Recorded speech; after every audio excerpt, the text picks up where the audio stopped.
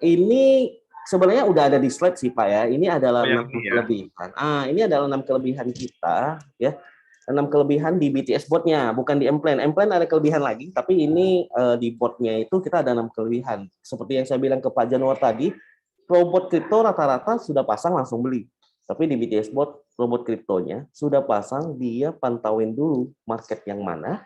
Misalnya kita memantau 10 market, terus kita harus pakai sinyal trend following analysis. Ini sudah 2 kelebihan di sini. Inilah yang dikombinasikan, walaupun di breakdown satu-satu, tapi ini dikombinasikan. Saat dikombinasikan, mungkin Anda pernah dengar basket trading atau Anda pernah dengar skema investasi optimal. Skema investasi optimal itu di mana kita mengarahkan uang kita ke tempat yang terbaik saat itu. Misalnya dari emas, makanya terjadi kadang emas lesu, kadang dolar yang lesu, kadang saham yang lesu, kadang kripto yang lesu. Itu adalah terjadi peralihan dana investasi ke pasar-pasar yang ada. Kadang obligasi pula yang laku gitu loh. Jadi di sini kita pantaunya cuma di crypto market, tapi pantaunya koin-koin yang lagi hype, misalnya di 30 market cap ini, yang lagi ada trend following analysis dengan sinyal yang dipakai BTS Bot itu keluar yang mana duluan.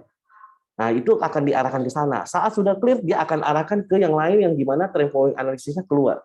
Inilah dimana kita bisa anggap AI-nya itu kombinasinya luar biasa. Ini adalah kelebihan pertama dan kedua. Dan harus kombinasi, nggak boleh salah satu. Kalau breakdown-nya salah satu, tapi ini di saat berjalannya itu langsung kombinasi. Dan yang ketiga itu ada money management. Money management ini baik untuk expert, baik juga untuk pemula. Kenapa? Saat pemula itu masuk, saat pakai default, mereka cukup input dana aja, input nama aja, langsung sudah diaturkan semuanya layernya. Yang penting ada dananya di Binance-nya. Misalnya Binance-nya ada $250, dia cukup input $250 saat setting default, akan diaturkan semua layernya itu yang tadi ribet banget 14 posisi itu akan disettingkan otomatis. Kalau misalnya dia input $300, akan disettingkan otomatis juga disesuaikan dengan lot-nya. Misalnya dia input $1.000, dia akan langsung disesuaikan dengan pembeliannya juga.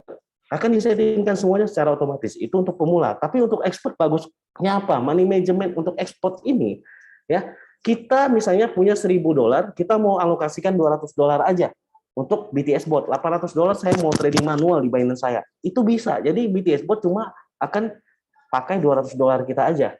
Terus ada tambahan lagi di sini money managementnya, dia nggak akan bikin kita pasang bot kalau misalnya dana kita ternyata nggak cukup untuk apa yang kita setting secara custom. Misalnya kita custom, ternyata modal yang dibutuhkan untuk semua layer posisi kita itu adalah $1.000. Ternyata dana kita cuma $500. Itu nggak akan dibiarkan untuk memakai botnya, karena si BTS Bot tidak ingin kita ya harapannya settingnya jaga 60%, ternyata dananya cukup 30% dikasih pakai. Saat sudah dalam 30%, kenapa nggak pasang posisi lagi? Nggak akan bakal dibiarkan seperti itu. Nggak akan bakal dibiarkan seorang members di BTS pakai robotnya, tapi nggak tahu dananya ternyata nggak cukup. Nggak bakal, karena itu tidak akan diizinkan menggunakan BTS Bot. Oke, yang keempat adalah averaging with confirmation, yang seperti saya bilang tadi, untuk menjaga kita saat harga crash tiba-tiba, di mana kita harus ada konfirmasi kenaikan sebelum membeli kembali di bawah. Kemudian kita bisa pakai 5 settingan bot dalam satu akun. Dengan harga yang $120 itu, kita bisa pakai 5 settingan bot. Jadi kita bisa pakai 5 follow master, kita bisa pakai 5 custom setting, kita bisa kombinasikan default, custom, dan master copy. Itu harganya $120. Kalau kita breakdown $10, berarti kalau kita orang yang pakai 5 bot itu dalam satu akun, berarti harganya cuma $2 per bulan.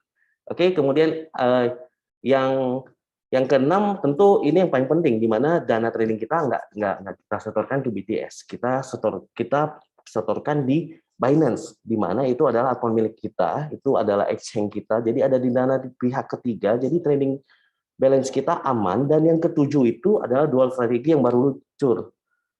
Dual strategi yang dimana kita ada pemain penyerang dan pemain bertahan, di mana dua sistem ini sebenarnya dipakai untuk mencari profit di market saat sideways dan trend. Iya kan? Nah, dua-duanya ini ada caranya adalah perbedaannya adalah yang satu itu lebih ke scalping, yang satu itu lebih ke kita profitnya bareng langsung borong. Langsung diborong seperti itu.